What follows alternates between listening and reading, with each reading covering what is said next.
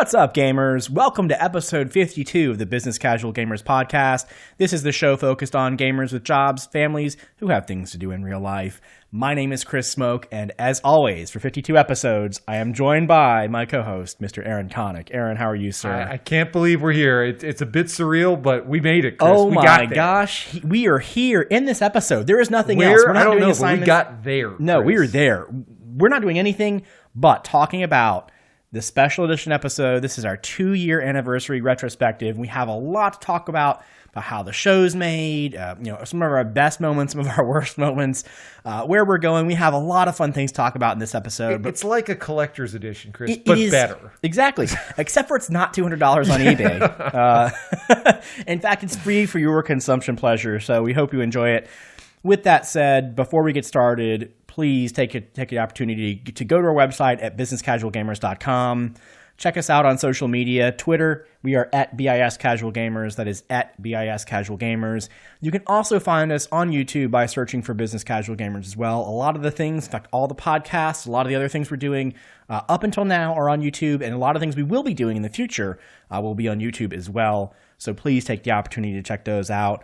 And please, we'll talk about this a little bit further as we get through, but please take the opportunity, if you don't mind, to go rate us on iTunes. It really, really, really helps, or wherever you get your podcasts. All those ratings help. When the algorithms are run, they help us rise to a higher level and expose ourselves and our community to more people. And so we'll talk a little bit more in this episode about community, about the things we've been trying to build over the last 2 years here. And that's why it's so crucial to have your feedback, your interaction, your ratings to help us get better, number one, help us represent you better and the business casual gamer community better, and also get more of us into our listening audience. So we do appreciate you doing that. Now, we will get into our discussion topic at this point. This is a very, very unique episode. We've never done one of these before. This is our retrospective. This is 2 years of the Business Casual Gamers. And what we want to do is take the opportunity to open the curtain a little bit, tell you a little bit more about how where we've come from, what made us start to do this, and kind of get a little bit more interesting dialogue from Aaron and I on where we've come and where we want to go. And so with that, Aaron, I will lead it off, kick it off to you. Yeah, it's amazing to think that it's been 2 years. I mean, really, I know, I can't believe it. We didn't, to your point, we didn't do the 1-year retrospective, but we did feel that it was just a milestone that we both kind of have been reflecting on for a couple of weeks, just to say, and we'll get into it a little bit more, but it is something that when you look at most podcasts that are out there, people start them up, and we'll talk about kind of the humble beginnings for those of you who haven't been with us since the beginning. But most shows don't make it this far. People start, the momentum's going for a little bit, but then you get busy, something happens, somebody's out of town, somebody gets sick, and then it's just kind of like, we're off course, so what happens if we miss another episode? That's fine. And it is amazing, though, that especially given the nature of this show, right? The business casual gamers, we're by definition, we have busy. Other stuff to do. Right. I think it is that much more. I will pat ourselves on the back that much more for making it. So I want to start. I will. Before we start that, Aaron, I do think it's really important to say I am extremely proud as the person who's kind of, we'll talk a little more about it, but as a person who kind of puts together the podcast on the back end, that for 52 episodes, right? Number one, we have only been late on our 2-week bi-weekly schedule twice. Yes. One because Aaron was traveling, one because I was traveling, right? And now it doesn't mean we've cheated a little bit here and there. We've had some episodes pre-recorded and pushed those out where we can, given how life impacts us, whatever. We can't always make sure we do it every 2 weeks on the 2 weeks. But I've been pretty happy that we have not only done that, but also that for every single episode for 2 years, it has been both Aaron and I sitting at this table talking. It hasn't been, a horrible episode where Chris gets up and tap dances for an hour and a half. No one wants to hear any of that. Chris, you're spoiling episode 53. Oh, man. That's right. We already did that one. Crap, but I think that's really cool, right? I think if there's anything that I am most proud of with respect to just making sure that, to your point, Aaron, a lot of the times podcasts, especially bi-weekly podcasts, don't make it all that long because, it's easy once you've missed one to just not do it again. And, one of the things we've tried our best to do is make sure that we have rearranged schedules. We've done a lot of things.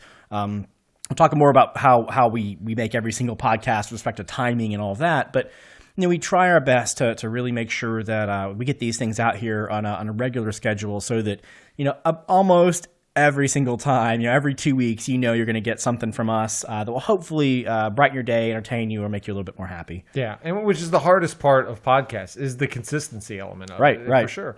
So let's go all the way back to 2 years ago. Why did we start this? What was the show all about? And why did we decide to get this set up, turn on the microphone, turn on the camera, and hit record? So Chris and I, we go way back. I think I've mentioned on a past show, but Chris and I have been close friends since middle school. We first met in a sixth grade sex education class.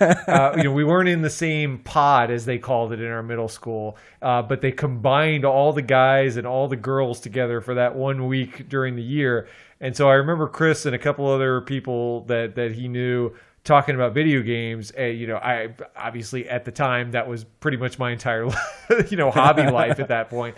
And so we kind of struck up a conversation, and I'd say the rest is history. Plenty more that I won't bore you with, but Chris and I go way back, not just with our video game hobby that we've talked about throughout the entire life of the show, but we've gone back as friends forever, and we've been spending. There's been some times where Chris wasn't living in Georgia. There's been some times when we were at different colleges, but all that said, we go way back in terms of our history, both with games and with each other, and so we kind of felt like we had this rich history of both our own personal experiences with games, but also that just friendly banter that we've always had for all of the years and all of the stages of life that we've hung out. Like, games have been a part of that. And so we were kind of getting to this point where Chris was looking to, you'd gotten some recording equipment, and so you had that, and as you were getting your setup together. I wanted to stream, actually. On Twitch. This all came from talking about streaming, and I remember when you were getting your new setup, you kind of joked about like, hey, I'm going to do this. And I said at the time, hey, if you do it, I like Twitch. I'd be your first guest if you ever did. Invite me over, half joking. And then the more we kind of talked about it, Chris was like, why don't we try it sometime? Let's do a podcast. And so, we kind of had that moment where we just said, okay, well, if we're going to do this, we could just do an episode and have fun and put it out there and see what happens, just to say that we did it.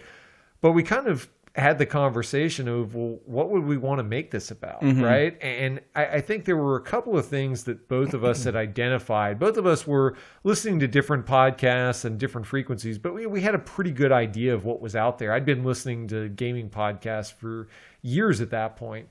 And a couple of things really stood out to us in terms of what was out there. One, I was getting to the point, and I know you independently were as well, and we talked about this, a lot of gaming podcasts were becoming increasingly long-winded. And it was just something where when I looked at the amount of time during the day I would have to spend to get to an episode, start to finish, it was getting to the point where, okay, maybe I can deal with an hour and a half, maybe I can go 2 hours. I was getting episodes that were 3 and 4 hours. And I just said, I don't have that kind of time. I'm sorry, and I'm sure it's fine, but it was just impossible to get through an episode. It was really funny because when we first started talking about the podcast, one of the things that you've probably caught on if you've been a longtime listener, we've kind of struggled with how long we want to make this podcast because we are certainly not short-winded people when it comes to kind of conveying our opinions on these topics, but. When we first sat down, I was looking at some of these podcasts for video games, and I was thinking, 2 hours, that's about the norm, right? Yeah, okay, cool. We can do 2 hour episodes. And then, as time went on, I started realizing that most other podcasts are like 25 minutes maximum. Right. And then we have this weird video game niche where there are like hour and a half to 2 hours plus is pretty darn normal. And, that really skews a lot of it because and we'll get a little bit more into it, but when you look at a traditional video game podcast listener, I guess they've kind of been tuned to listen to these kind of lengthy podcasts. But if we're looking at getting people, as we are with business casual gamers, people who are podcast listeners or maybe who aren't, who like, video games, but aren't necessarily as crazy as to go listen to that 3 or 4 hour podcast. We can't ask you to sit in the car or sit wherever you are and listen or watch this show for, upwards of 2 hours. We just can't do that because you don't have the time, frankly. Yeah, and the other part that we were talking about, and I'm not trying to single out any podcasts out there or disparage them, but part of what started changing back a little, it was before we started the show, but certainly around the time we started the show, you had the rise of the how do we make money off of this, right? Mm-hmm. Patreon started to become a thing, subscribers, and people have experimented with all different kinds of ways to say, we're putting out this free content. How in the world do we get paid? Because you were having people that were quitting their job effectively and trying to figure out how to get paid to talk about video games all day. Now, the problem with that is, right, to justify it, I think that the problem with the model has become, I've got to be on all day, no matter what's going on. I've got to put 8 hours. I got to put a full-time job number of hours into this to justify you paying me. And the problem with that is what you start ending up you're putting your life out there, and I end up having to hear what you ate for lunch today. Right. And I just don't care. I'm sorry, Chris, as interesting as your daily lunch habits you don't want to know. And as much as we are, as I don't want to spoil the spinoff to business casual gamers of, business. I was going to start that next year. You just scratch that off of the to-do list. Yeah, just spoil it all. But it's something where I just don't care, and I don't think that for the average person in our demographic, the person we were trying to reach with the show, we just said, why don't we just get to the good stuff? We have a people that they have a commute. Maybe they want to listen to a podcast while they play a game, but usually that time frame isn't 2-3 hours. And so let's cut to the chase. Let's talk about the things that they care about, but let's make sure that we're respectful of people's time and that we really, we have great conversations. We talk about things we would find interesting, but whether it's shortening the intro, whether it's having a really focused format, or how we outline the topics to where in the show notes, or in the episode title, exactly what the show is about, and it's not like, hey, there's this new Zelda game, but that's at our we're going to talk about Diet Coke for 45 minutes. And Diet Coke's really I didn't want it to be hard to find if this is a show topic that's interesting to you. We didn't want to make it hard to find the good stuff. Right. We wanted to just lead in with it.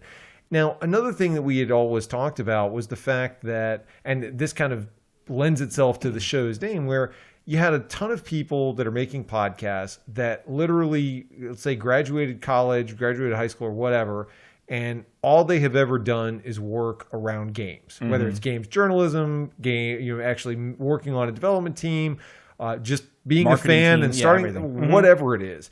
Every podcast that I ever listened to was all people who have done nothing in their life but games.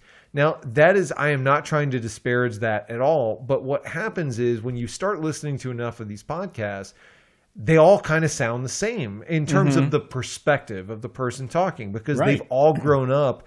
Many of them know each other. They're crossed paths in the industry before. And so you kind of get this groupthink where it's kind of what we talk about at times, where it's generally assumed that this developer is good or this franchise is good, because everybody starts to kind of go in the same circles. And we were both getting to the point where I feel like we wanted that perspective of, what about people like us who are just fans that aren't going to be a part of the industry? We have jobs. We have other things to do other than games. We have an interest in games, but we have, frankly, a lot of other interests and things that we actually spend more time on than games. But that gives us a unique perspective when we look at games. Yeah, and I love that perspective. And I know I don't get a sense necessarily for how many of the listeners really like some of the more businessy talk that we have here. But I can tell you that, based on the things that I enjoy personally, aside from video games, I love understanding how small businesses work and how, businesses in general work. And I am frankly shocked in some cases. I'm not going to call anyone out, but there are a couple of podcasts. I love the podcasts. I love the hosts. But some questions pop up when I think about things like the EA debacle, right? Yeah. The microtransaction debacle. We've talked a little bit more about what that means from a business perspective, right? If you are in charge of a public company and you need to grow revenue and profits, you need to year over year, you need to show this trend and, make your shareholders happy. right? There are a lot of considerations there, but a lot of these other podcasters, again, not to disparage anyone at all either, they're just not really equipped with the business acumen needed to really consider some of those issues. To them, it's, you're trying to stick it to the gamers. Well, no. I mean, realistically, they feel like in the U.S. they're stuck with this $60 price tag of games. They need to find a way to make these multi-million-dollar games that we talked about previously, make these games viable and turn them into commercial successes. And so there are some perspectives that I'm really shocked that the hosts of some of these shows don't understand very well. And again, it doesn't make the show any less entertaining, but there are some points when, I'm driving down the road listening to them and I'm like shouting at my radio, like, guys, no, this is not, no, this is all wrong. And that frustrates me a little bit. And which is why we exactly talked about, like, what could we bring that's different, is that we'd say, well, we're sitting there talking, we're yelling at the sound that is coming out of our car speakers. It's like, why don't we just record the counterpoint? Right, exactly. And these were things that we all talked about. And I also remember, part of when we were talking about recording the first episode, we basically said, well, hey, what do we want to be about? But then what do we want to call this? And I remember we were sitting driving to Panera Bread to eat dinner about this. And we just kind of came and we're like, that doesn't sound terrible. No, you came up with a name, and I'm terrible at names. And you just flew out. It was like the third or fourth name we came up with, and I was like, that's pretty good. Yeah. And I remember the real funny part was you said we're driving to Panera, we were in line, and I had to stop myself, like, wait a minute, I need to go check and see if the domain's there. Yeah, exactly. Right? And the domain was there, which kind of solidified. Yes, it was like, great, it's available. We're going with it. So the other thing we wanted to do, and I think you've seen this over the course of the show, is that we really wanted to have shows that were timeless, that made the most of your time with the hobby.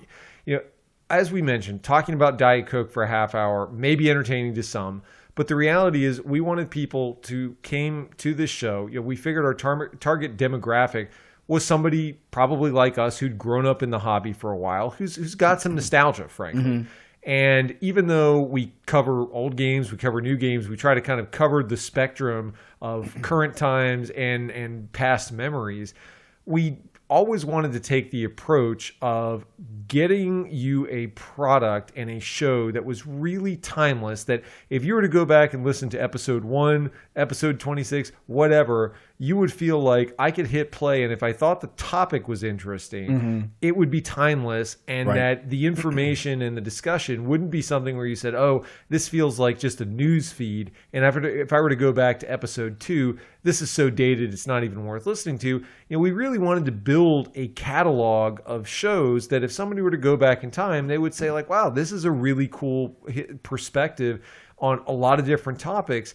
And that's something that, and we'll talk about it a little bit more in detail of some specific shows later, but that's something that you mentioned, the consistency. I'm really proud of the fact that when I went to businesscasualgamers.com, which has all of our shows listed, and when you just scroll through 2 years of what we've actually covered, I was really proud of the fact that we have covered so much ground that honestly, oh my gosh, yeah. I never would have guessed that we would have been able to come up with some of that stuff, right? No, I agree. I mean, the thing is that got me when we first started to set out, on this endeavor. To your point, Aaron, a lot of the podcasts, probably 99% of them, are very time focused. And granted, we do timely topics that come up at the time of recording, like the EA one as an example.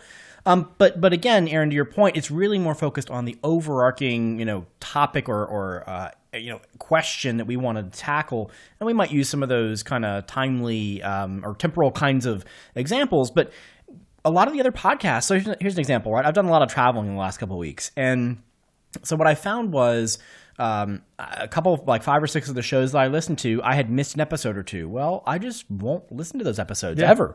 If I didn't happen to get it at the week or a week and a half between it and the next episode, I just won't listen to that episode because I already, if I listen to the latest, I already know what kind of happened before, and they're bantering, and I know all that kind of stuff, and the news is kind of already come and gone, and it's kind of like, when you already know who won the World Series, going back and watching the recording. I don't want to watch this recording. So I wanted to make sure that whatever we produced was not like that necessarily, in that if especially considering our demographics. And from what we've seen, from the limited information we have, the people we're talking about, I think we've hit the demographic right on the head for the type of people we're looking to target. And the funny part about it is, I think that because we are so, we've had a lot of comments from some of our listeners, saying that, there may be a week or a month or whatever, many months where they just don't listen to us at all. They've been so busy. But when they come back to it, they binge the shows, right?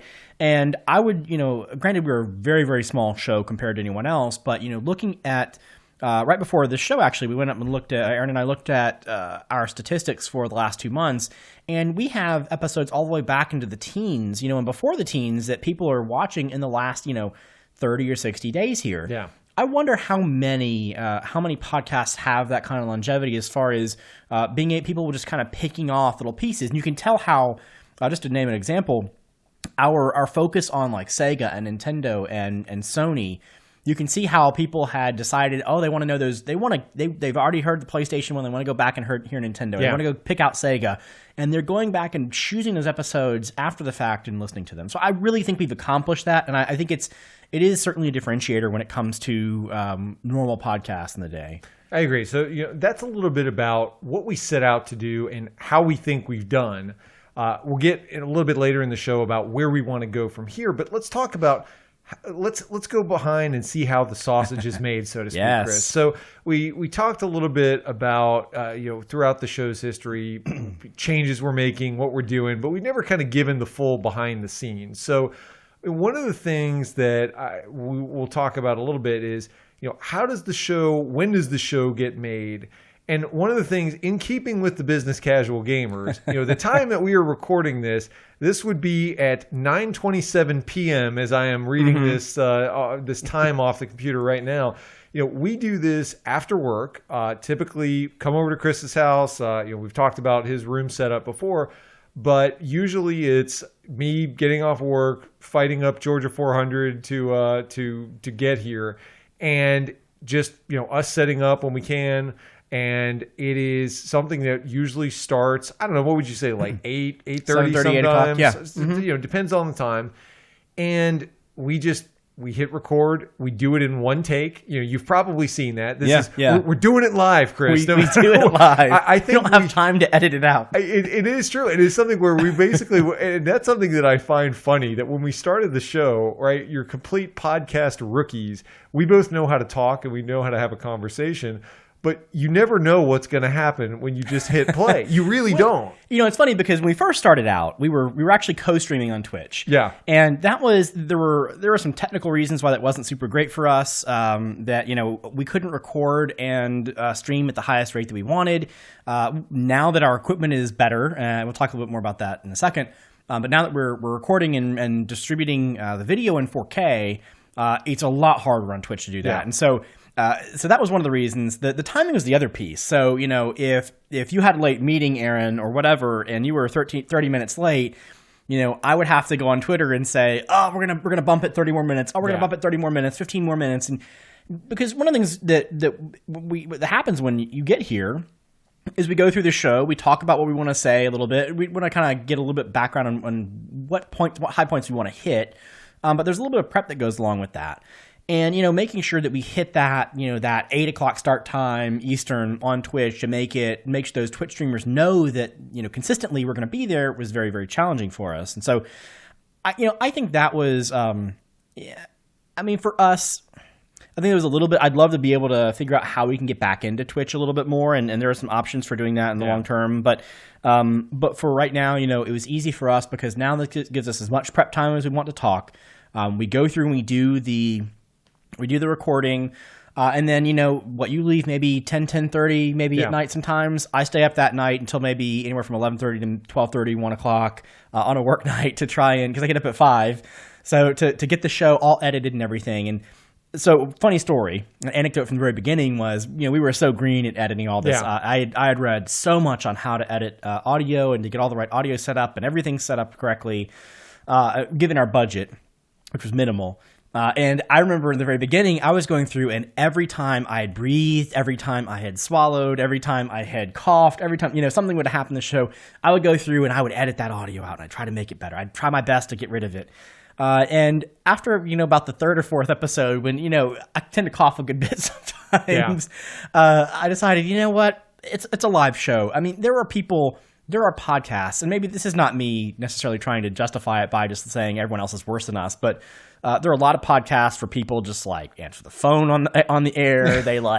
They just go off on this diatribe about Diet Coke for like 45 minutes. They don't bother to edit it out, and I'm like, well, if people are listening to this stuff, then I guess a little cough here and there makes us human. It's not that big of a deal, and so I haven't gotten any complaints about it. So keep doing it. The one thing that I always laugh about, I watch the show. You will definitely, if you watch the video, it doesn't come through on the audio, but if you watch the video, you'll see one of us yawn occasionally. Oh, it's awful. You always know that it's been I've had a late meeting or we got a late start because it's sometimes like 11 o'clock at night where we're like, man, I'm getting too old for this stuff. So it's funny because so if you watch the video, and if you haven't watched the video, just go out to YouTube and take a look at one of the episodes. You'll see that we have a pop filter here to keep for the audio quality. But it also means that you can't see, at least for me, you can't really see my mouth, the bottom part of my mouth. So I can actually yawn behind this thing and you can't tell. Eyes. But however, I will say, and this is the funny thing, I'll call Aaron out a little bit here. There were some episodes that were pretty late at night that back in probably maybe last year early on where Aaron was talking. I mean, you would never know this. He was just like on a great run on his thing, but his eyes were like lead. His eyelids were closing, and I was like, is he going to pass out in the middle of the show? The show that I remember, so I was flying back from Singapore. That's and right. We did an episode. That was the most jet lagged I have ever been in my life. And Never I seriously known, think I would have. I was amazed that the fact that you did not hear me snoring on the episode, I was definitely towards the end of like, just power on air. You were making great points, and I was like, man, he is on top of it. He's making some great points, but I'm pretty sure he's asleep. I'm pretty sure he is just sleepwalking. Yeah, and so it's something that I have also been impressed that I think we have stopped the show exactly twice. I think your dog barked once that was distracting enough where we just said stop. And then there was a thunderstorm one night that we were recording, and we're just like, all right, like we just kind of threw us off our game, and we might die before this episode is over.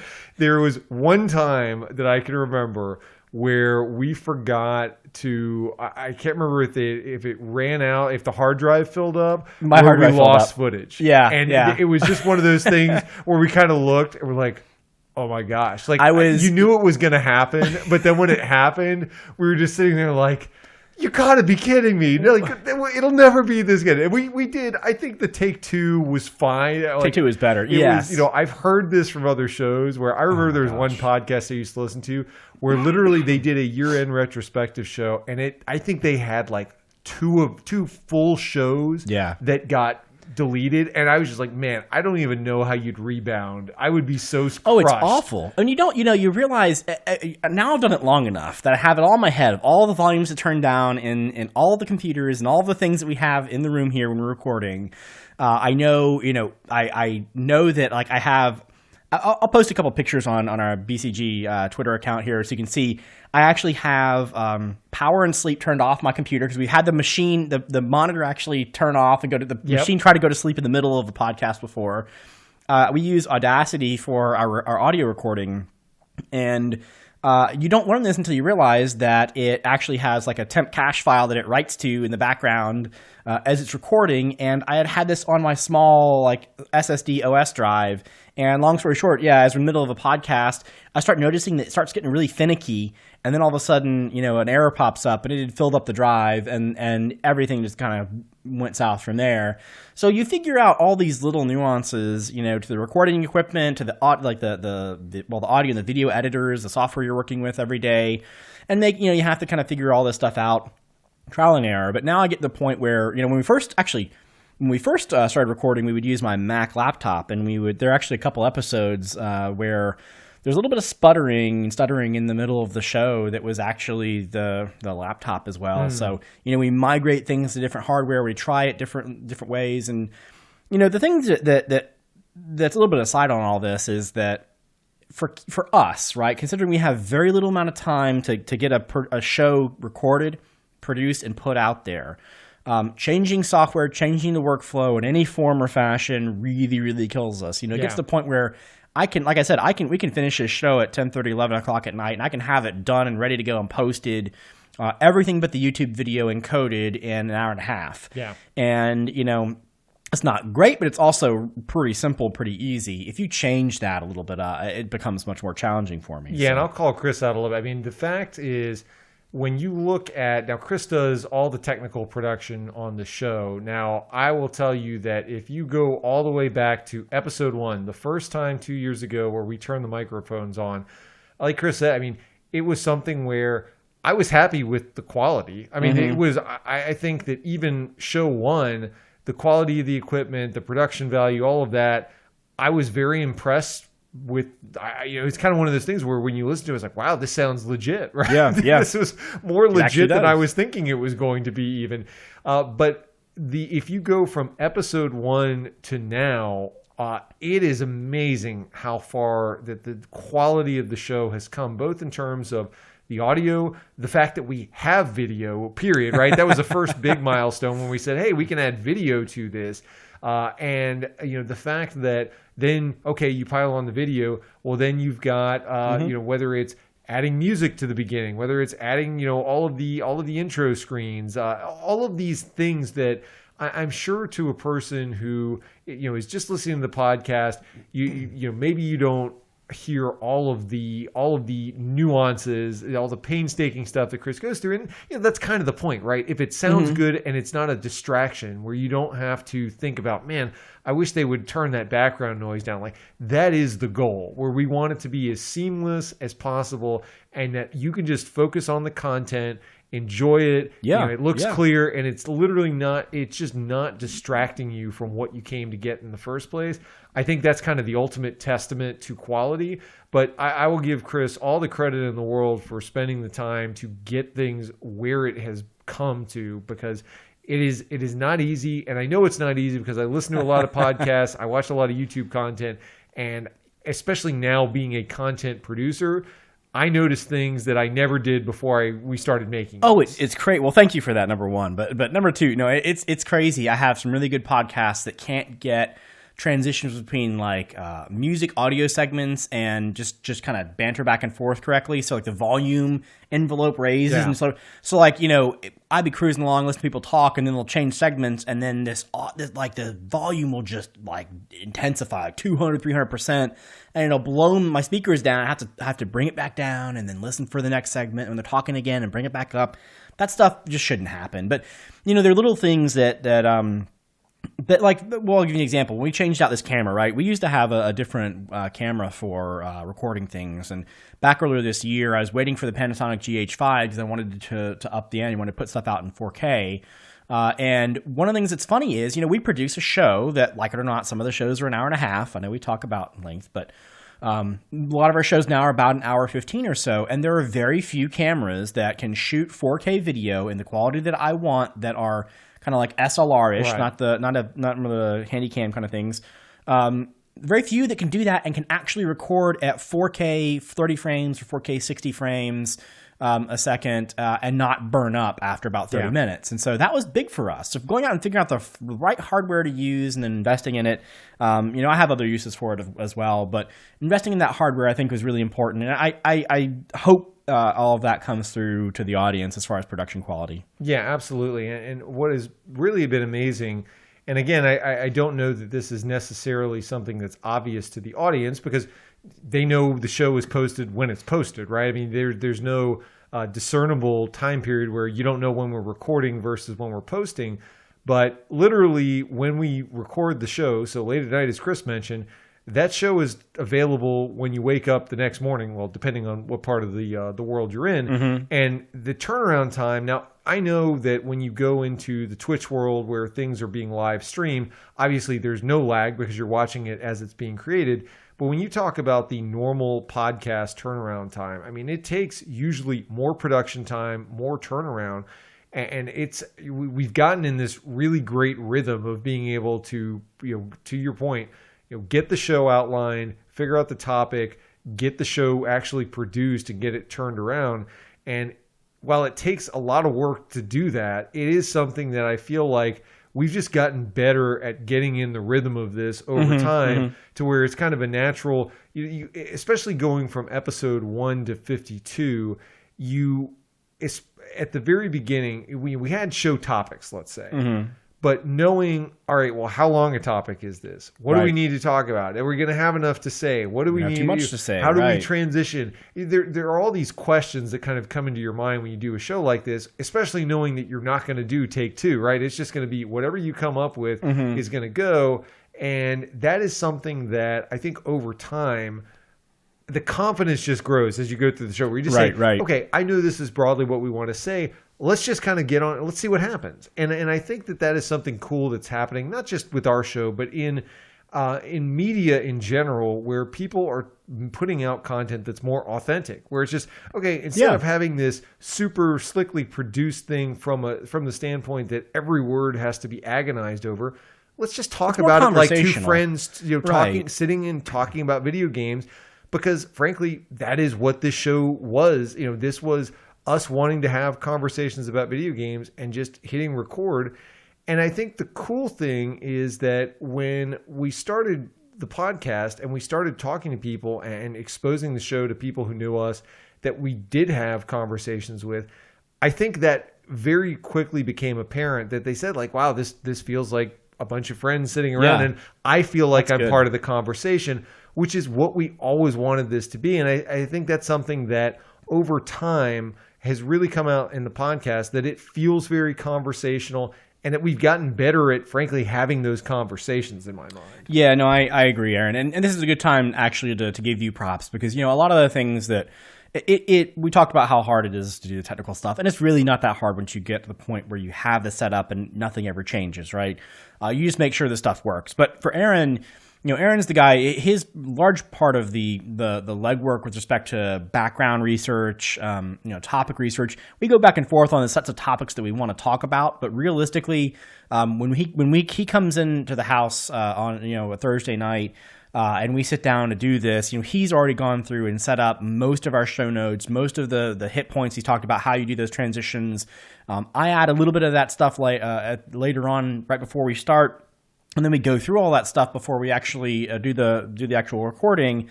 But Aaron, that work is a lot of work to go figure out who the developers are for these things, when they came out, all the nuances, ins and outs of all these topics. We could not have the show if you didn't do a lot of that work. And so I want to thank you for that. And I think a lot of the audience would certainly appreciate all the work that you've done in that area as well. So. I appreciate it. And it's funny because let's talk about kind of how that process goes, right? Yeah. So when we first started the show, we had all these things. We said, well, we want to talk about this. We want to talk about arcades. We want to talk about controllers. You have this flurry of ideas where you said, this is always stuff that we talked about that I've always wanted to talk about. And then you get to the point where you've talked about those things, right? And like that initial flurry, you've kind of checked off the list and you say, okay, well, what do we talk about? Now what? Right? And it's been amazing that you kind of, you get to that point where I've never been in a role in my life. Part of it's because of the nature of my work. I am not in a creative type job necessarily. So, right, I am not forced into creativity on a routine basis, but it has been amazing to have to go through the process of saying, all right, there's no blueprint for what kind of show you're going to make, right? You don't have to talk about it if you don't want to talk about it. And nobody's requesting necessarily saying, hey, you have to do this next or do this at some point. So it's just about what do we want to talk about? And what do we think is interesting? That has been an interesting process to have to get used to, kind of, coming up with something or thinking about, hey, where should we go with this? Well, you've done a great job. I respect, honestly, the timing is something that's huge. And, let's face it. This is why a lot of podcasts have that timely content, have that, let me just pull up the news for video games, like one of my 2, 3, 4 video game websites or Reddit or whatever. Let's just read through those news stories and react to them. Well, that there is some value there, and I'm not saying it's bad. I'm not saying it's good necessarily, but there's a lot less kind of preparation that has to go into that kind of effort. The things that we're talking about, granted, we do use some of those news stories as I mentioned, as kind of kickoff points to the overall discussion.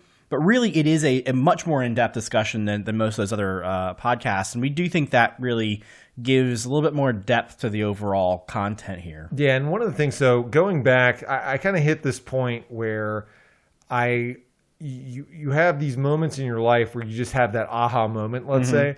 And so I remember one of the things that dawned on me, and it wasn't necessarily the first time I went through this, but the time where it really struck me the hardest was I was going through, and I can't remember the exact episode, but I was cataloging on Twitter some of my Beatmania special edition purchases. And I'm going through this, and it just kind of dawned on me, I'm like, why don't you just talk about this on the show, right? Yeah. This is what you're doing in your real life when it not? comes to gaming. There are probably other people who are doing the same thing. Why don't we just talk about that? And so you kind of get these moments where you say, okay, I have this big overarching topic that I want to talk about. And then you somewhat have these weeks where you say, well, why don't we just talk about what we're thinking about, what we're texting each other about now? And some of those shows have actually been some of the most interesting ones in my mind going back to it, because it was what was on our mind. It was what we're passionate about at the moment. And I do think that comes out in the content that, again, different shows have different flavors to them. I mean, some of them are funny, some of them are more serious, some of them are more analytical. I mean, I've enjoyed that. I've enjoyed that all of the shows have their own personalities and kind of take different twists and turns. But it has been something where I think we've both gotten better about looking at what are we thinking about, what are we talking about, and then taking, frankly, audience feedback. Give you an example. I had lunch with somebody the other week, and they were bringing up something that they were thinking about and a game that they were playing. And I just kind of, I was sitting there and I was interested by it. And I just kind of said, I was like, I think that's a cool show topic. Why don't we go with that? And there's been so many where we get messages from our audience. We ask about it on the show every week, or frankly, after every topic, where we say, we'd love to hear from you, the audience. And not every time, and not every audience member gives us feedback, but we get enough feedback where you would be surprised at how much that does drive, even if it's, hey, what about this? Or somebody asks a question about maybe a specific game or gives us a specific example, right? That furthers the conversation and it gives us ideas. Well, oh, that's cool. Well, what about if we talked about this, or what about this other game? And it really just, it amazes me what kind of springs up out of those just casual conversations among like-minded gamers.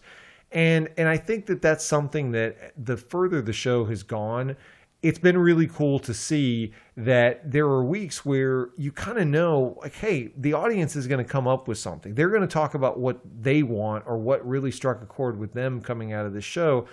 And that is the reason we got to episode 52 at this point, is because of you, the audience, actually caring enough to give us feedback and to give us ideas and to tell us, what actually resonated with you.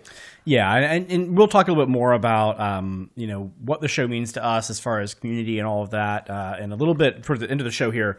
But Aaron, I want to transition to something else that I think is fun, right? We've done 2 years worth of content here, and I know it's kind of our let's pat ourselves on the back kind of a thing. But I want to talk a little bit more about our favorite moments, our favorite shows, right? I think so. What we've done here is we've both gone through and kind of pulled out our kind of top 3 episodes and why.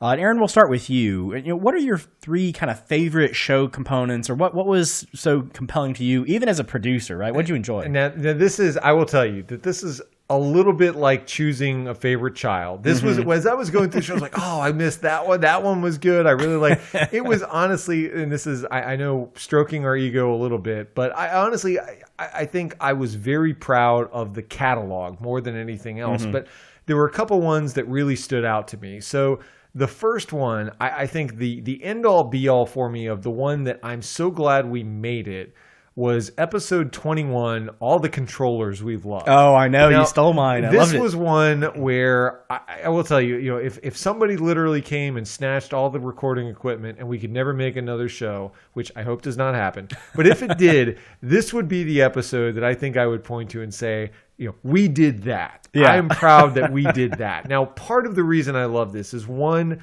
I think of all the shows that we've done, the video component of this show is the best. Meaning, normally in a lot of our topics, this is a more audio focused one. We certainly Right. have BCG plays. We have video content where that's much more dedicated to the format, but mostly it's audio only. But that one, I would always tell people, if you didn't watch the video, you should watch the video for this one, because it's just that much more rewarding to see us holding up the controllers and showing the different features and the button presses. And I just thought that the fact that it was something that it struck the right balance between getting into the nitty gritty of something that maybe people hadn't thought about. Everybody knows, they've played with these controllers for years, but they maybe haven't talked about the features at a specific level. And the fact that we were able to also cover the full range of the hobby because we go so far back, I really thought that was fun because it was like, it's so us. It really spoke to us. It was an awesome one. And I'll tell you what, the nerd in me, honestly, I wanted to make the protection value so much better for that one. I wanted to have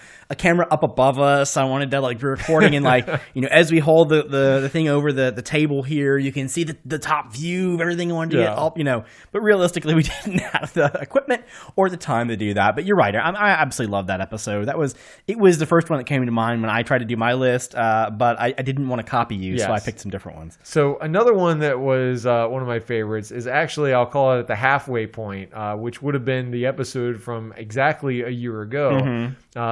Episode 26, The Games of Christmas Past.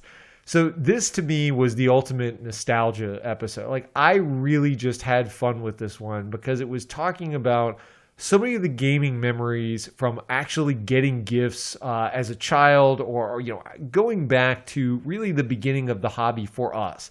Of how did we go back? How did we actually celebrate games or play them over holidays, or all of the things that really defined the hobby early on. As we talked about, our collection grew exponentially thanks to specific holidays. And I think talking about favorite games we were gifted, games that we asked for and got that we wished we wouldn't have later.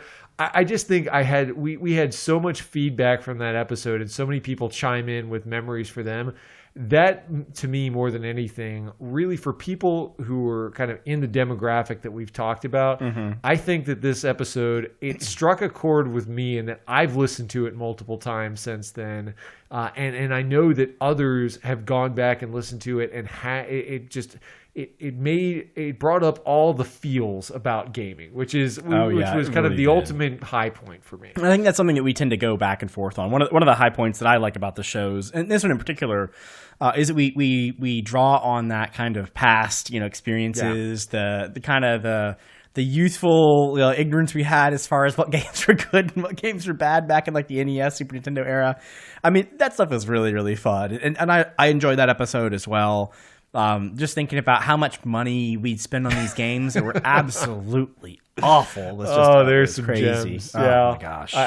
I still, Chris, and we still need to we shouldn't make this happen. But I know one of the ones we talked about was Kiliak, the DNA imperative for PlayStation. I'm still Kiliak. waiting for a listener to assign this. I had people joke, but nobody said, Aaron, play Kiliak. We're gonna do it for. We'll make it happen. We'll do it for science. We'll make relive. But I'm gonna get that one, aren't I? So we haven't done. Speaking of a game that is not going in the BCG Hall of Fame, Chris, my third episode that I chose was episode 32, the BCG Hall of Fame, Final Fantasy VI. Now, I will say, Chris, if somebody had to pick the spirit animal of this show, right? What is the video game spirit animal for business casual gamers? This has to be the game. It really is. I mean, this is honestly, when I think back to what game did we spend more time talking about, playing, exploring in our childhood that is probably the inspiration for us nerding out and actually taking it to the next level to make a show where we go, talk about roaming around for General Leo, revive solutions, all this kind of stuff. I mean, this was the game for us. And we've been through, whether it was episode 1 where we talked about our top 10 games or our 11 through 20 games. And we've all talked about what Final Fantasy VI means to us. But I have to say that even though it's not my favorite game of all time, it is certainly the one where I'd point to it and say, this is probably the reason we're sitting here doing this show today, because of the passion that game ignited for both of us. And so I honestly listening to that, and I've talked to so many people at my office who started listening to the show because they heard and they loved that game too.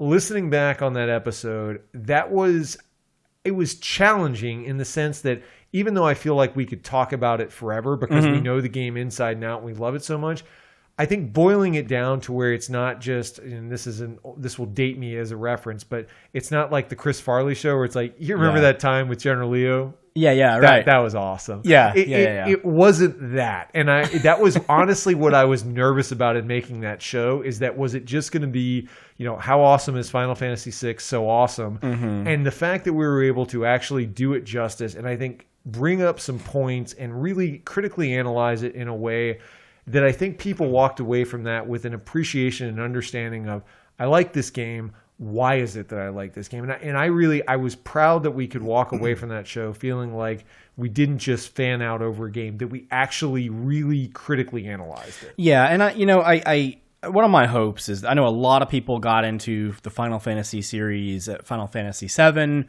or maybe 10. And I think that, this was really an opportunity, hopefully, for people to, granted, we had a little spoilers in the episode, but, go back and play some of these, 16-bit Final Fantasies that were just so exceptional. I mean, I think 4 was great, 6 was obviously amazing, 5 was really good too. I mean, really going through and playing those and understanding that early Final Fantasy was much more than what you get in X, X2, or even 7. Like, I enjoyed 9 as well. And it's just a great... it's a great way to really pay homage to such a great franchise, which is, arguably not so great now, maybe. We have an episode on that. So, yes. So, Chris, what about yourself? What are the ones that stood out? I know I stole your thunder on episode 21, but what were some of the ones that really stuck out to you? No, I mean, okay, so you're going to get into my nerdiness now. I think... For me, one of the ones that came to my mind as I was looking through the catalog was episode 11. This is the Twitch effect and its influence on gaming. For me, I think that, if someone were to tell me, maybe 10, 15 years ago that I would enjoy watching someone play a video game online, I probably would say you're insane. Or that you would even be able to. Well, yeah. But I'd say, it would be, why would you just play the game? Right. Why would you watch someone play the game?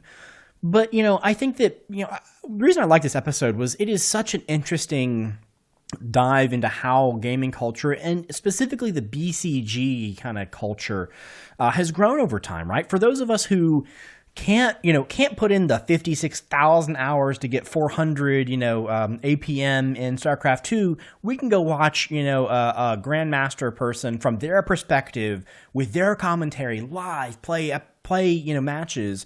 And we can learn through that. And so I think this Twitch thing, and to some extension, Twitch, YouTube as well, has really redefined the way that not only gamers access some of their, materials, to get their entertainment, but also how developers react or interact with their consumers, how marketers, get the word of their game out.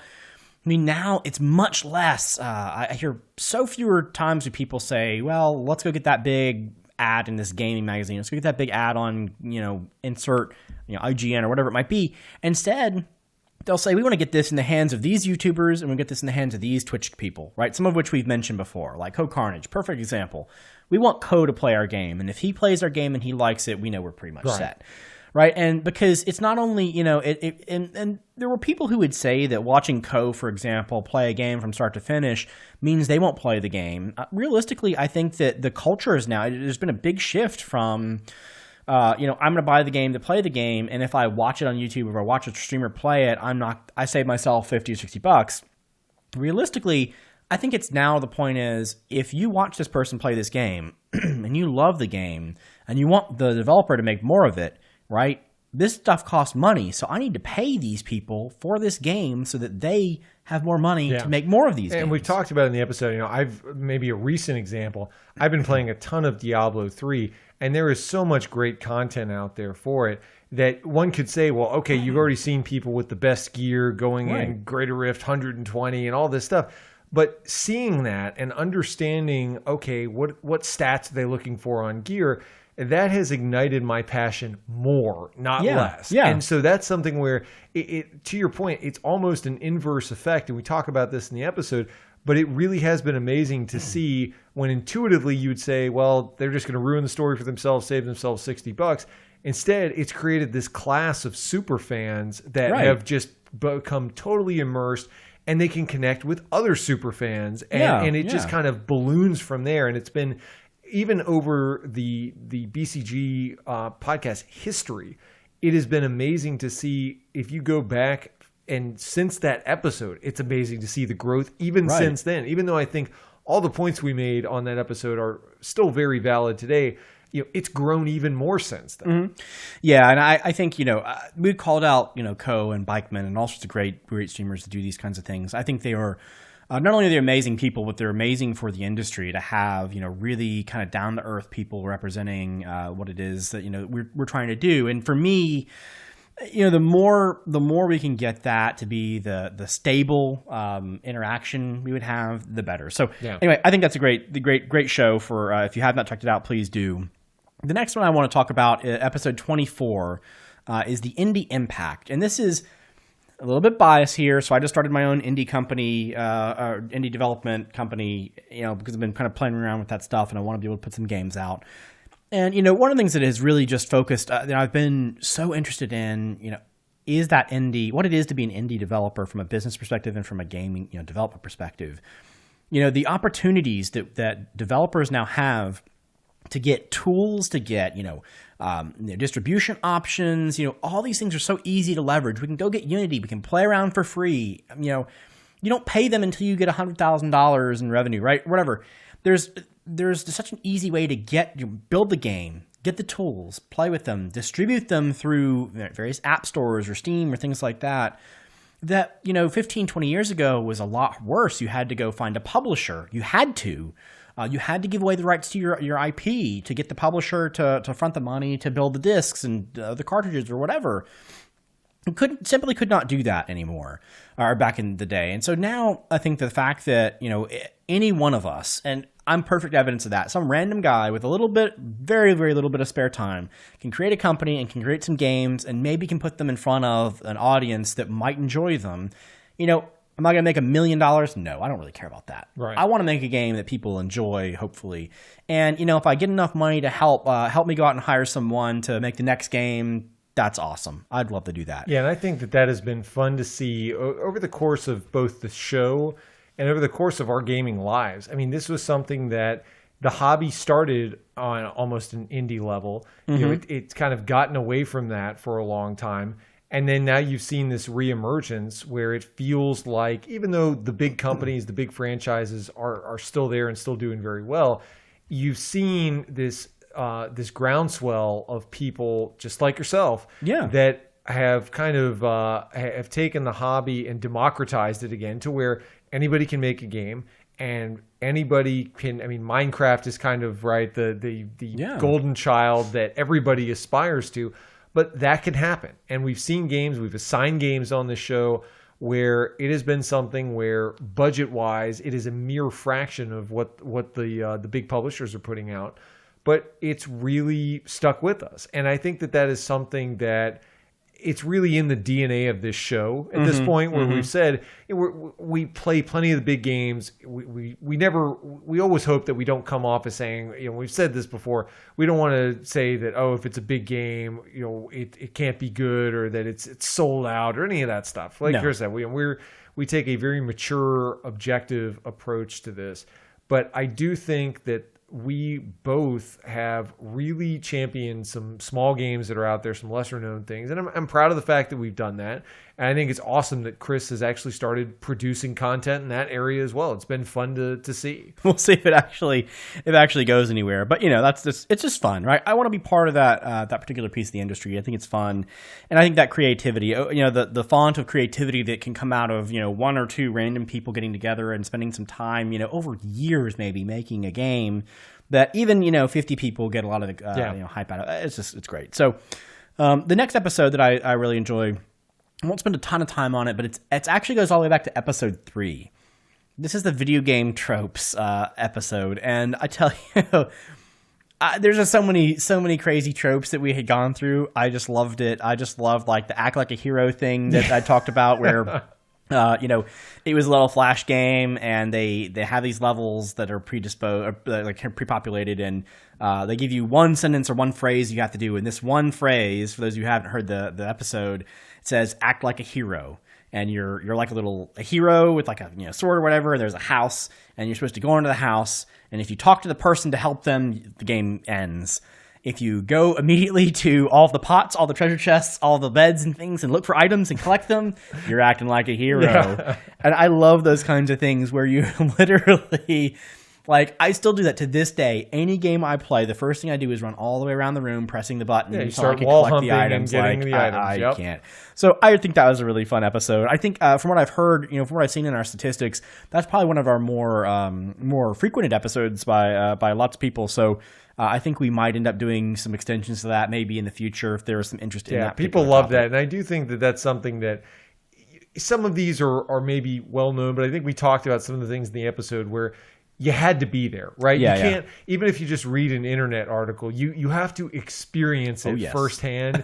And I really feel like we brought that unique flavor to that episode. And I do think, to your point, that's the reason it's one of our more popular episodes. I think that connected with a lot of people. Yeah, most definitely. So let's talk about some other kind of favorite, getting outside of just the shows themselves. Let's talk about some other just favorite intangible things about doing the show. So one of the things that has been the most rewarding, if not the most rewarding, of the entire process and of the show has really been interacting with the community and expanding my community. And certainly I know you feel the same way of people in your life that you can talk about games with because they know you do a podcast. Yeah. It has been something that I remember I was at a conference with coworkers.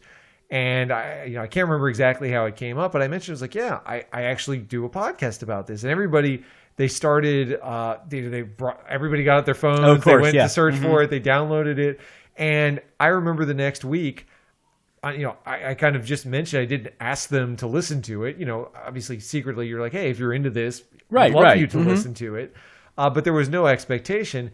And I had somebody come by my desk, and the next week they said, man, I played that game, and I hated that game too. And it was just, you had that real connection where I didn't know they were even going to listen to it. Yeah. And having that moment where you're saying, well, first of all, somebody listened to the show. So, awesome on that front. But then the fact that it actually connected with them and ignited that passion where they'd kind of walk up and say, what, here's what I think about this.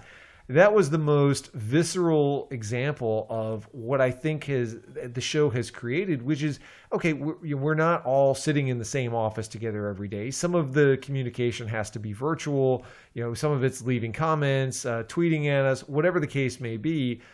It can't all go that way, but that was the live the dream moment where you said, Chris and I have had this bond for years, but we all wanted to create this show because we wanted to expand that network and that bond to a lot of other like-minded people who maybe they have somebody like that in their lives that they can go over to their house and hang out and talk about games. But maybe they don't. Maybe they want that, and maybe we can kind of fill that void and create that community to allow them to have that. Yeah, what I have, and I have basically the same comment to make on my side as far as things favorite things about the show. I was so surprised that there were so many of us out there that were either ex-gamers, they used to game in the 90s and early 2000s, and since then, they kind of got swept up in the family thing, marriage, kids, job, things like that. They do like games, but they still just didn't really, know how to get back in the hobby. We did an episode on that recently.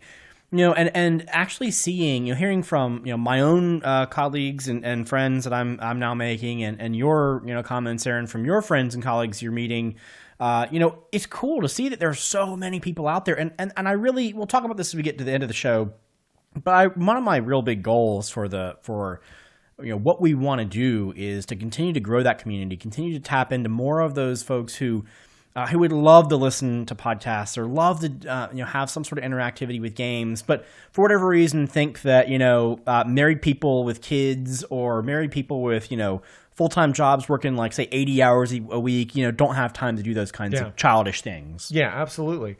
Now, one of the other things that has been fun for me, and we've touched on this in one of our more recent shows, it has really helped turn bad games into a fun experience rather than just total sadness and total wasting of money. Before you'd have a bad game that you'd play, and maybe you'd almost just be craving to tell somebody how bad it was. Right? Yeah. Mm-hmm.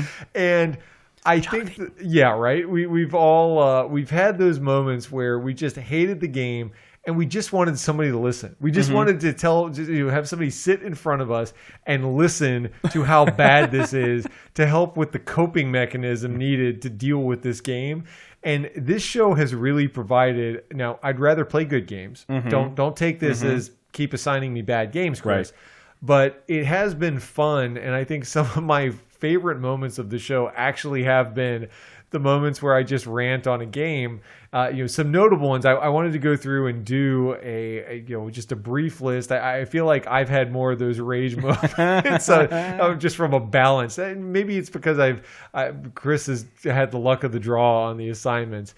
But some favorite ones that I went back to, Bravely Default in episode 12. I thought it was more recent than that, but I was surprised it was episode 12. That game was a pile of crap, but I will never forget, and I still recite it to this day, the line that made me quit the game, where, "I'll take no orders from you, woman. No orders." I still use that line to this day, and it is absolutely one of the gems that comes from playing bad games, where you have the things that just jumped out to you, where you say, "This is a bad game, and I need to tell somebody how bad this is." Another one was a very recent episode, Raiden 5, episode 50. List. Made the list. It's real bad, and the fact that I got to liken it and do Star Fox impressions was even better. That certainly solidified it for me. Maybe the most disappointing game. Not it's a bad game, but it's not that it's the worst game ever, but it was just crushingly disappointing. Was Resident Evil 6 on episode 30. Yeah, it was kind of one of those games where I love the Resident Evil franchise so much. I had that moment where I said, "Really, guys, how bad could this be?" Right? It's a bunch of industry snobs that they're just saying this game's bad because they want it to be something else. And then I played it. I said, "Oh no, this game's bad." They were totally right. And so that was a game that I kind of had to eat my words on and say, sometimes the popular opinion is the right opinion, and you just need to listen, and you just need to say a bad game is a bad game. I do want to give an honorable mention, because I do think that this has been the Conic family favorite bad game, which was Alex Kidd, that we talked about in our Sega retrospective on episode 17. Alex Kidd, still to this day, when I mention the words Alex Kidd, both of my children start laughing because of the death animation of Alex in that game. And that is just the fact that it has become like a family inside joke. That is something that I did not expect when we started doing this show, but it's been just a fun side effect. Awesome. I would say. Yes. So I will tell you that, I have, again, luck of the draw, whatever you want to say. I think the one that I would say is Child of Eden for me. I mean, that is the mother of all horrible disappointment. Oh my gosh, it is the worst. I'm not even going to fight with any more time on the show, because it is that bad. And yeah, I deserve to not have any bad games after that pile of garbage. Oh my gosh. Oh, that was a classic. Now I wanted to recount some of the games, because I went back through the assignments and I said, well, I have to do the compliment sandwich, right? I can't say I've only played bad games on this show. So because I think that the other side effect of this show has been, for the games that you play that you love, it gives us an awesome outlet to talk about those in greater depth and to really kind of reflect on those. Because I feel like a lot of times you play a game and you really know that you like it, and maybe you'll recommend it to friends, but without doing something like a podcast. I remember that's why I started writing reviews for games, because I just wanted something to kind of get my thoughts out on paper. Or now I prefer getting to talk about it even more because there's a back and forth dialogue and you could actually have a reasonable chance to have it impact someone. But the top 3 games that when I looked at all my assignments that really stood out, the first one, probably my favorite, would be that we got to play Persona 5 on the show. So episode 35, Persona 5 was a game I looked forward to since it was announced. That was a game that, for me, lived up to the hype and delivered in a way that was above and beyond even what I expected. I love the game. It absolutely is one of those games where I'm so glad that I was doing a podcast at the time that it was released. And even though I feel like we could do a whole separate show on it, I do think that was something I was just happy to be podcasting about at the time. And I think the fact that we got to catalog excitement leading up to a big release, what was the biggest release of the year for me, I think that was a really fun side effect of being on the show. Another one that was very personal to me, this is something that I'll credit Chris. I've known about this game for a while, but until Chris convinced me to bask in the glory of the PlayStation Vita. That's right. Just soaking it all of the rays of the Vita sun. You guys were there with me. He fought me. He fought me on that. You can go back and hear the coming over to Chris's I was made side. fun of. And episodes. Chris was right. Like I said, I am forever appreciative that Chris talked me into it. And Lumina's Electric Symphony. That was a game, and I talked about that on episode 32. I was just so happy to play another Lumines game. The soundtrack's amazing. I had so many great moments. I was traveling a lot during that time. And I was just really happy to be able to both, have Chris convince me to buy a Vita,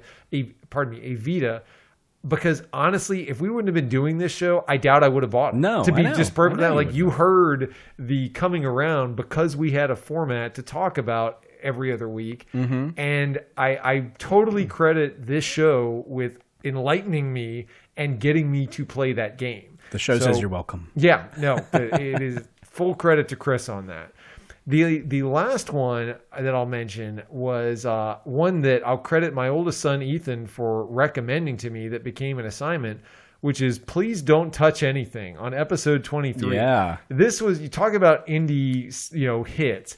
This was the indie game that I played over the course of the show that I just haven't forgotten. And anybody who says they're into games or mentions an indie game that they like, this is the first one that I recommend. Where I'm like, even if you play it for 10 minutes, I think it will put a smile on your face and you will appreciate it.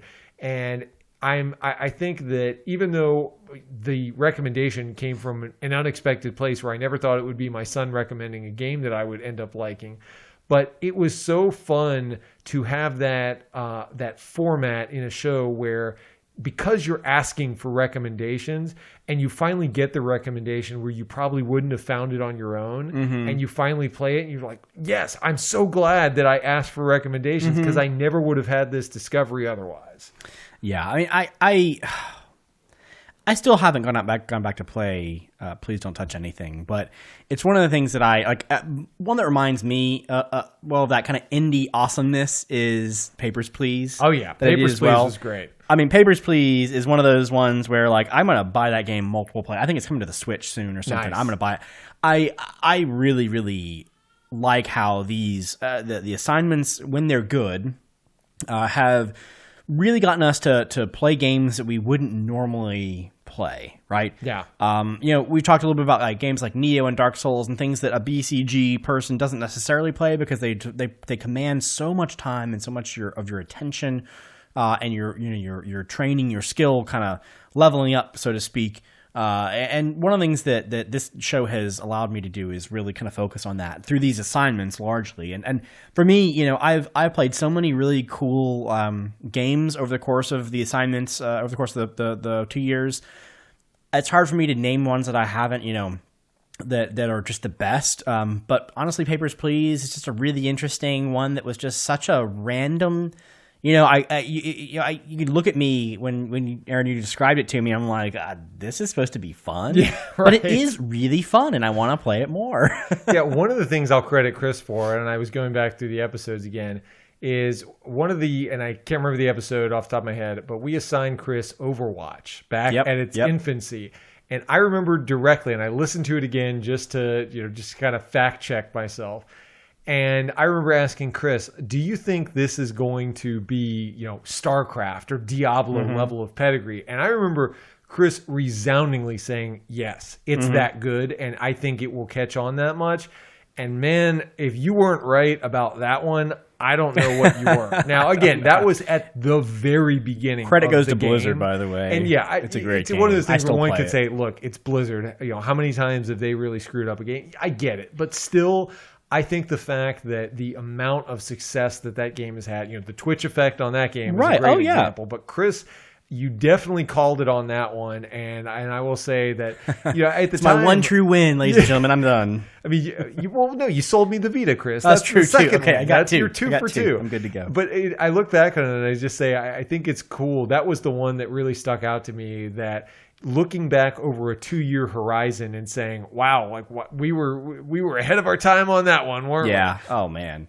Yeah, that was I think the biggest part about Overwatch in particular was where it came from. I mean, Titan was even from some friends of mine who were internal kind of saying that wasn't going to do very well for a long time. And taking, I credit Blizzard all the more for taking, all this effort to develop this whatever, like FPS, MMO, whatever it was supposed to be, and turning it into Overwatch, which was such an, at face value, look at it and you're like, this is really not going to be anything different than the other FPS Team Fortress games we played before. But it is still, to this day, I still go back and I played it 2 or 3 days ago.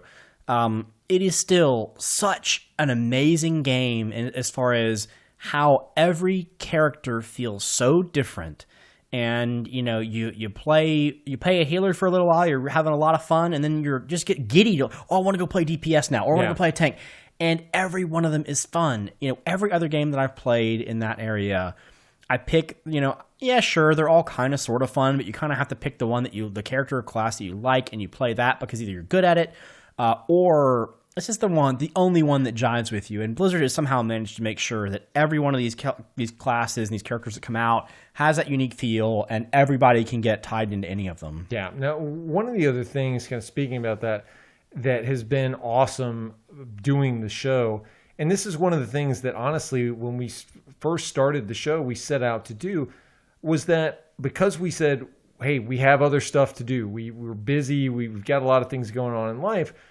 Part of the challenge with doing a podcast and actually having a hobby to talk about on the podcast is finding the time to actually spend playing games or enjoying the hobby. And so this show has been fun. That was something I've always been concerned about is, okay, are we going to spend so much time on the show that we actually don't have time to know anything about games or actually play at the same level of depth? Mm-hmm. But I think the cool part of doing the show is that it's given us both a very structured way to play new games, to have to think critically about games, in a way that when you've got to get on the microphone and talk about it, you just have this flow that you get in where you say, okay, I know what I need to do to further the hobby this week. And there are times where you say, okay, I didn't like this assignment, or hey, we're going to talk about this show, and you want to binge out on your favorite game over a period of time. Right. And we've tried to kind of, as we've morphed the show, we've tried to design it both around what the audience wanted, but also around our lifestyles to say, hey, if we feel like we need more time with the game, we want to take the time. We are gamers first, and the podcast is complementary to that. Not, as we've always said, we're not trying to make an income. We're not trying to make this our primary job or anything. We're doing this out of enjoyment, and so we always wanted to make sure that the show facilitated enjoyment of the hobby. And I think that especially over time, we've gotten better at morphing the show to something that is sustainable for us, but also something that helps us get more out of the hobby. Yeah, and I agree. And I think that this is a good segue into the things that I found most interesting about the podcast, or at least the most, my favorite parts of that show. And it, we've already touched on the points a couple times, but really it all comes back to the community for me. It's one of the reasons why, when we first started kind of defining what is the business casual gamer, Like I said, I didn't know that there were so many of us out there who were even untapped people out there now that are still just like us. That just don't have that outlet, don't have that connection to the community, and that's one of the things that I want to do. Moving forward is how we define and grow that particular community and kind of get us all on tap with one another. Because I could very easily see myself if the podcast hadn't come along and I hadn't had some of those gaming influences in my life and hadn't been listening to the podcast, where I could just say games aren't for me anymore. Sure. And I'd just be kind of no offense to anybody, but I'd just be sitting on the couch watching Netflix every night, and I'd be happy, but it wouldn't just be the same. Wouldn't be the same for me, at least. And so I want to grow that community more. I've been so happy with what we found so far, and the fact that it's not only have we found granted we have a small audience, but not only have they been interested, but they've been very engaged, and the enthusiasm is amazing. And frankly, it's why we continue to do this to this point. We've talked about that before.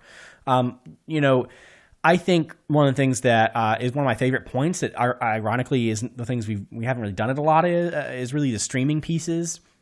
We'll talk about that in just a second here, but I think that building that community, and when we stream the show, having people come in and kind of interact with us, which admittedly was quite hard, quite difficult to read a chat and respond while we're trying to get through the podcast, which is one of the reasons why we kind of de-emphasized it. But having that communication back and forth in real time with players, with players and both the audience when I'm streaming, BC Live segments or doing other things, I think it's something that's really, really fun, right? I love hearing feedback. I would absolutely love to find a way that we can have some of that interactivity where, as we're talking about things right now and recording, we also have, some sort of a pulse as to whether or not what we're saying is positive or negative.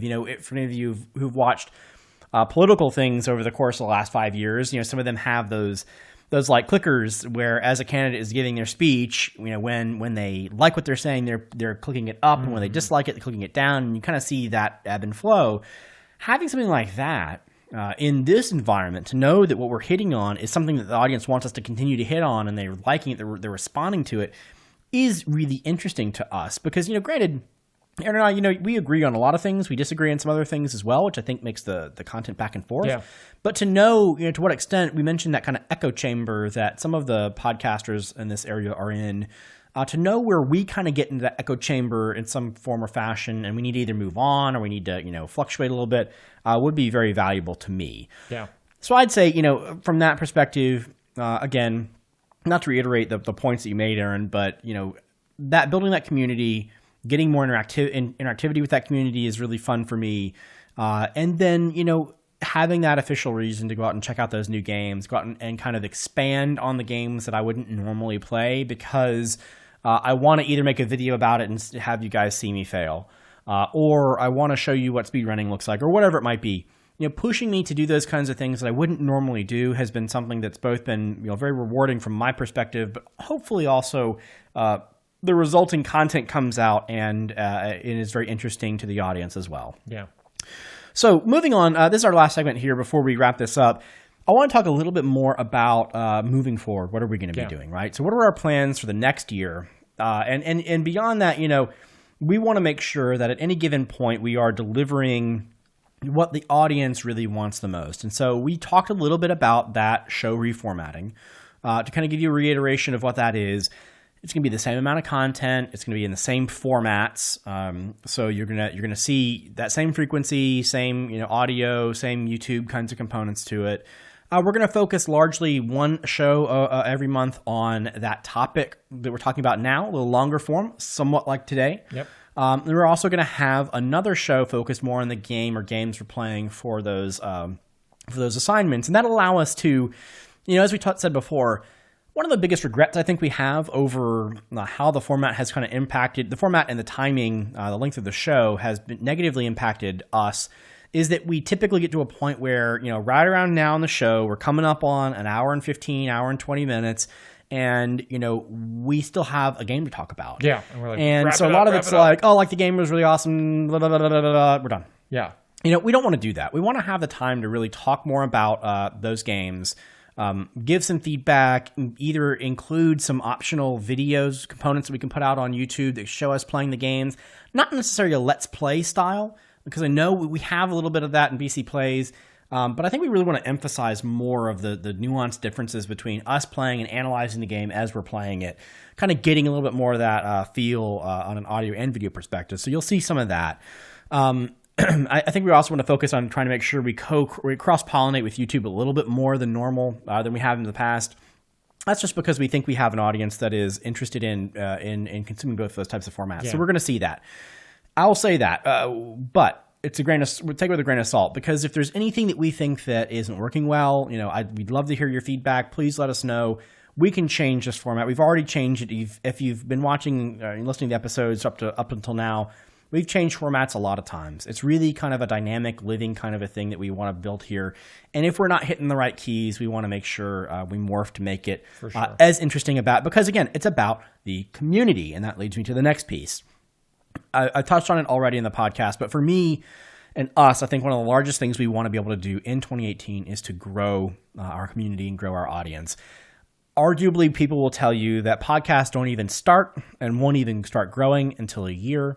Sometimes 2 years, largely because you need to get that consistency. You need to show that you're going to be around for a while. You need to develop a voice, develop a camaraderie with your co-hosts, and really start to build up what it is that you're trying to achieve. And, for us, I think we've started to achieve that. We have probably lower numbers than most other podcasts of its type, largely because we have that kind of a niche focus on demographic. We kind of target the 25 to 35 or 25 to 45 kinds of ranges. Not to say we have plenty of people who are outside of those ranges that listen. We're very thankful for them, but typically, these are the kinds of areas in general we look at. And I want to try to grow those audiences across the board. I think that this is really where we could use your help more than anything as a listening audience. We ask you every episode to give us ratings. I'd ask you to do a little bit more if you wouldn't mind. And really that is just tell your family and friends about us. When you get a chance to talk to them, you start talking about those games, say, hey, I heard these great guys in Business Casual Gamers podcast. Why don't you check them out? Those kinds of things, along with those reviews, really help us get more exposure. I have a really weird, and Aaron and I have talked about this a little bit. I feel a little bit weird about advertising the show officially, such as, this is a hobby for us. I don't really want to go pay $500 to put an ad on Google or whatever it might be for the show. And I'm not really I'm not really the kind of person that's going to go on Reddit every week and rep our episodes and those kinds of things. I think that if the show is going to grow and it's going to be valuable, we'll do some of that. We're happy to do our share, but realistically, it's the more organic growth. It's the more you going into a YouTube comment of someone else and saying, "Hey, you guys seen these people?" And that kind of audience-based generation, I think, is really valuable because I can tell you all the time about how great I think our podcast is, and of course, I'm the most biased person in the world with it, and I'd rather hear something similar from, a Twitch streamer like a Bikeman or a Co or someone else, or an audience member who says, "Hey, these guys really get what we're trying to do, or what I feel as a person or as a gamer. They're really on my level." Sharing that information is really valuable. What I think that we can do with that information, not only to get hopefully some more interactivity with those audience members, I'd love to get more feedback. That's what we're doing. We mentioned that just a moment ago. I'd love to talk more about get Q&As, get more interactions and things like that are interesting. And, long term, if we get to the point where we get some more central focus in certain areas in the world, maybe having some meetups to get a point where we actually are developing that community in a real life scenario where we have some BCG meetups. Certainly we're happy to lead the ones in the Atlanta area for those of you who are there. But we know we have people all over the world who are listening to us, so we really do encourage you to try to get those kind of pockets of interest going in your local area and tie them back to us. I think that would be a really interesting thing. Yeah, and I think this is an area where we've said it all along, right? We have full-time jobs, we have things that we do outside of gaming. We never started this with the intention of, hey, we're going to, in year 2, we're going to throw the subscription model. We're going to hit you with the Patreon account. That just wasn't something where, for 2 reasons. One, it wasn't something where we wanted to obligate you to subsidize us. I'm not trying to insult people who are using that model, but I think it creates this kind of this attachment where both of us said we want to put out great content, and if there's something that resonates, great, like keep listening, and we'll keep putting it out. But we don't want you to feel obligated to say, hey, you guys have started talking about Diet Coke on the episodes, and I want to cut you off, but I feel bad because I like you and all that. We never wanted to create that sense of obligation, but we also never wanted to obligate ourselves to the listeners to the extent to say, hey, we're going to be on streaming for 8 hours a day. It's like, hey, we wanted this to be a tap dance for tips, we want to give you we want to give you the content you want, and we want to produce the content that we want as well, that we feel is valuable, without getting to the point where we felt like we were obligated to saturate our audience with content just to justify the dollars that they were flowing. So again, that is something that we will at least continue with. But I think that the reality is we do want to make sure that we're hitting the right notes, as Chris said, in terms of what you want. And I do think that at times, right, we all listen to a lot of stuff. We have lots of stuff going on. I get it. There have definitely been times during the show where I've said, I really like this other podcast. Have I taken the time to do any of the stuff that I'm asking for other people about? And I know other people who are podcasters have done the same. Where they've had that moment of realization that, hey, before I need to give. And I think that is something that a lot of times we build it up in our own minds of, oh man, it's going to take a bunch of time to do this. But I always tell people, we've tried to set our show up in a way where if, let's say, somebody who is a diehard Sony fan, and you think, hey, maybe they want to see like the state of gaming for Sony, like that would be a cool episode for them. Just send them a link and say, hey, I think you'd like this. And I think what I will promise you is that whether you love our show, whether you've just liked a few episodes, regardless of where you are with the show, I am proud of the work that we have done, to the point, I know you feel the same way, Chris, to where I would not hesitate that if there was a single topic that you thought that somebody that casually, best friend, family, whatever, I don't care what the level of relationship is, I will guarantee you that if you hit forward and send them the episode and say, hey, I checked this out, I think it was cool, I do not think we would disappoint. I mean, I think they would find it. I think they would find it at least interesting enough for a listen, even if they didn't want to become a full-time subscriber and that was the only topic they ever wanted to hear about. I would be happy that we produced it to have that one touch point where somebody either learned something new or thought about something in a different way or had that moment of nostalgia. Right. That is all we ever wanted for the show, but it does take that moment of effort to say, I'm going to go above and beyond just listening to this myself, and I'm going to share it with somebody else and kind of put myself out there of recommending this or passing this along. I will promise you that if you do that, you will be surprised at how well it's been received. And the reason I know this is because we both had that feeling at the beginning of like, is anybody going to want to listen to this? Yeah. Is this good? And I will promise you, the more we have passed this show on to people, everybody, I'm not saying that everybody's universally said everything you touch is turned to gold and every show is, no, you're right, but I have generally found that everybody who has listened has come back with something that they liked and has enjoyed it and has been glad they listened. And so I think over 2 years, you start to kind of learn, all right, I think we're hitting the right demographic, the right notes. We're talking about stuff people want. So if you know somebody like that, just based on the data that we get every week doing the show, I will tell you that I think that is what is going to happen, that people will be glad that you sent it to them. So that is, an ask of our audience. If there's anything after 2 years that we would ask of you, it's, take that moment to put yourself out there a little bit and just say, if you've liked it, I will guarantee you that if you liked it and somebody who's like you, they'll like it too. Yeah, I agree. And Aaron, as you mentioned, Aaron is giving his personal guarantee that yes, everyone will love it all. 30 minutes of your pizza's free, right there. That's right. Except for it's not free, and it won't be in 30 minutes. And there will be no pizza. There will be no pizza. Anyway, the last thing I want to mention for us, this is just an overall long-term goal for us, for me, well, maybe me personally, is increased production quality. I mean, I think that, I believe that our podcast is at a point where we are at least at, the status quo. We at the average level, maybe a little bit higher than most of your average podcasts, especially considering the money that we put into it is very little.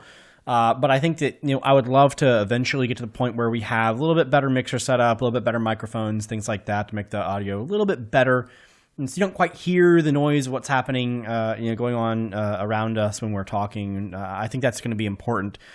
Maybe not next year, but we'll just kind of see how things go. I want to try to do that. I also want to spend some more time with, being able to increase the production quality to the rest, like the YouTube pieces, adding some more lower thirds, some more graphics and things like that. All that stuff, the logo and all that. I had to create that stuff from scratch, and it takes a lot of time. And I'm not a designer, so I have to figure out what we need to do, and I have to take the time to actually get it out there and test it and make sure it's going to work for what we want to do. The other piece that I want to mention as far as overall production quality, and this is where I'm really hoping that at some point we build the community to a point where we can get a little bit of help from you in the audience to do some things that we have kind of fallen down on. So I am pretty sad that in the very beginning we started doing the recommendation of one of my good friends. We started doing taking these show notes that we have, turning them into something that's consumable externally, and putting them in as show notes to the website with the episodes. So you can go through and you could see at least what we're talking about. What I'd love to be able to do is have that ability.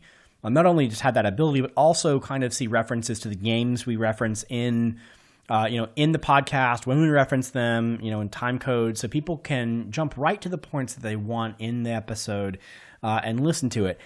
That's something that, if I'm being perfectly transparent, I just don't have the bandwidth to support, and I don't think Aaron does either. Right. I'm hoping if anyone does want to help us out with that in the long term, we'd certainly be very, very appreciative of it.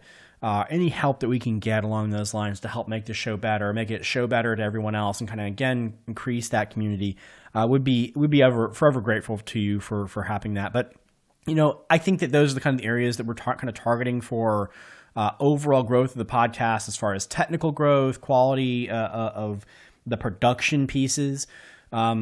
But, from that perspective, I think we're on the right track. And I think hopefully we will be able to, with this new format, spend a little bit more time with some of the games that people are really interested in, get a little bit more feedback back and forth. And I don't know about you, Aaron, but I am super, super excited to see what 2018 is going to bring us for the show. I mean, I've been very, humbled by the experience so far. I think, it's been absolutely amazing. And it's, to your point, in the very, very beginning, I don't even know how it's been 2 years already. Yeah, it's crazy. And I'm really glad, if there's anything looking back on it, I am glad that when we had the conversation and we just said, why don't we outline a show and why don't we try it? It's one of those things where you never know what's going to happen, and maybe it would have been a dismal failure and we were stuttering every other word and it didn't sound coherent. We delete it and say, like, oh, you remember that time we tried to do a podcast? Yeah, it's awful. But a lot of times in life, you try something and you have no idea if it's going to work. But then when it does work and you get something out of it where you're saying, for 2 years, we've done this consistently, I'm so glad that we sat down and said, why don't we try this crazy idea and do this? And why will it ever work? And there's already so many podcasts and all of the reasons you could talk yourself out of doing something that would have made perfect sense to anybody, and nobody ever would have held it against you for not doing something. I am so glad that we actually said yes and actually continued on with the show. And it's hard to believe that time flies and 2 years have gone by. But I sit here very proud that we've gotten it to this point. Yeah, I just it's just been amazing. It's been amazing, and I won't say anything more than that because I think we've already trolled on long enough in this episode. But before we close it out, I want to mention how to get a hold of us again. Please take the time to go to businesscasualgamers.com. You can find all the links to everything we do there, including our Twitter account, YouTube, things of that nature. And also, as we mentioned before, please take the time wherever you get the podcast. If you watch it on YouTube, whatever it is, please take the time to rate us, give us some subscriptions, some likes, some follows, whatever you need to do. We really, really do appreciate that. And as I mentioned, with that growth piece, I really think that in 2018, I'd love to have our audience double or triple. I think it's potentially doable given the kind of momentum we've had and the fact that we've done, I feel like we're producing decent quality stuff week after week. So with that, Aaron, I think we will bring our 2-year episode to a close. And we will look forward to seeing you for anniversary number 3 in the not too distant future. Thanks all.